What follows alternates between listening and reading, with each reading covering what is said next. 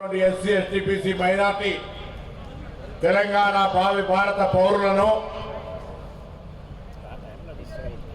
బతకడానికి కాక బలమైన ఆహారం తినిపియాలని ప్రభుత్వం ఉప ముఖ్యమంత్రి బట్టి విక్రమార్క గారు కేబినెట్ మంత్రులు శాసనసభ్యులు లేదా ఐఏఎస్ ఐపీఎస్ అధికారులందరూ కూడా ఒక ఆలోచన కలిగి ఈరోజు తెలంగాణ వ్యాప్తంగా ప్రభుత్వ హాస్టళ్లలో చదువుతున్న 8 లక్షల మంది విద్యార్థులకు ఆరోగ్యకరమైన డైట్ ఉండాలని 40% ఛార్జీలను పెంచి డైట్ను కూడా యశోధర లేదా నేమ్స్ కిమ్స్ ఇతర హాస్పిటల్లో డైటీషియన్ ద్వారా బతకడానికి కాకుండా బలంగా పౌష్టిక ఆహారం ఉండాలని ఒక లిస్టు తెప్పించి ఆ యొక్క లిస్టు ప్రకారంగా ఈ అందరికీ కూడా ఆరోగ్యంగా ఉండాలనేటువంటి దాని మీద ఈరోజు డైట్ ప్లాన్ ఇలా మనం అన్ని జిల్లాల్లో ప్రారంభించుకుంటా ఉన్నాం.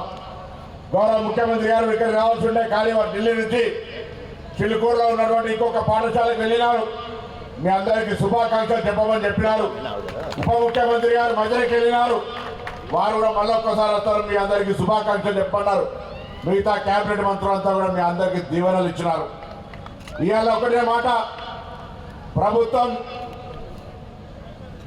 గురుకులాల్లో తల్లిదండ్రులను భావించి పాఠశాలల్లో మా భవిష్యత్తు మీదే అని ఇక్కడ చేరిన వీళ్ళందరికీ కూడా ఒక అభయహస్తం లాగా మీ భవిష్యత్తు తెలంగాణ ప్రభుత్వం అనే మాట సందర్భంగా మనం చెప్తున్నాం. తెలంగాణ ప్రభుత్వం పక్షాన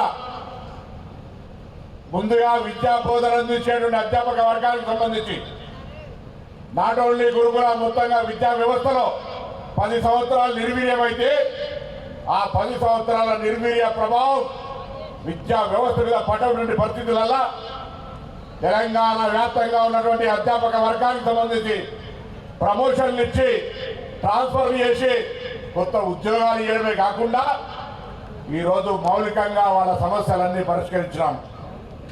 అది మోడల్ స్కూల్స్ కావచ్చు, గురుకులాలు కావచ్చు, ప్రైమరీ స్కూల్స్ కావచ్చు, హాస్టల్స్ కావచ్చు, అందరికీ సంబంధించి అధ్యాపక వర్గ అసహనాన్ని తొలగించి సరి అయిన విద్యా బోధన అందించే బాధ్యత మీది. ఎక్కడైనా నిర్లక్ష్యం జరిగితే ప్రభుత్వం ఊరుకోదు అనేటువంటి మాట ముందుగా టీచింగ్ ప్యాటర్న్ సరి చేసినాం.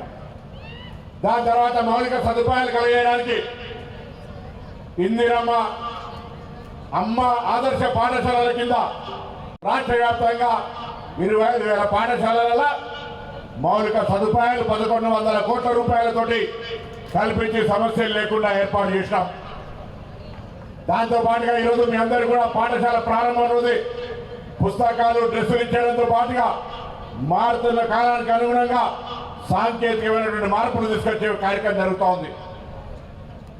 ఇవన్నీ జరిగిన తర్వాత బేసికల్ ఆరోగ్యంగా ఉండాలంటే, శారీరకంగా దృఢత్వం మానసికంగా మీద ప్రభావం పడకుండా ఉండాలంటే సరి అయినటువంటి ఆహారం దొరకాలనే ఆలోచనతో ఎవరు అడగక ముందే ఉన్నటువంటి ధరలను కంపేర్ చేస్తే 40% పెంచాలనేటువంటి ఒక కమిటీ సిఫార్సు మేరకు 40% మెస్ ఛార్జీలు పెంచి, కాస్మెటిక్ ఛార్జీలు పెంచి, గతంలో సొంత భవనం ఇది కానీ వేరే కిరాయి భవనాల్లో ఉన్నటువంటి గురుకులాల లోపల అద్దెలు ఇవ్వలేదని ఖాళీ చేసే పరిస్థితి ఉంటే అద్దెలు ఇచ్చి ఇలా మెస్ ఛార్జీలకు సంబంధించిన మెస్ వస్తువులను సరఫరా చేసే వాళ్లకు 2-3 సంవత్సరాల నుంచి పెండింగ్ ఉంటే ఆ పెండింగ్ బకాయిలు ఇవ్వడమే కాక రాబోయే కాలంలో వెంటనే పేమెంట్ చేయడానికి గ్రీన్ ఛానల్ ద్వారా మీ బిల్లుల జాప్యం లేకుండా నాణ్యమైనటువంటి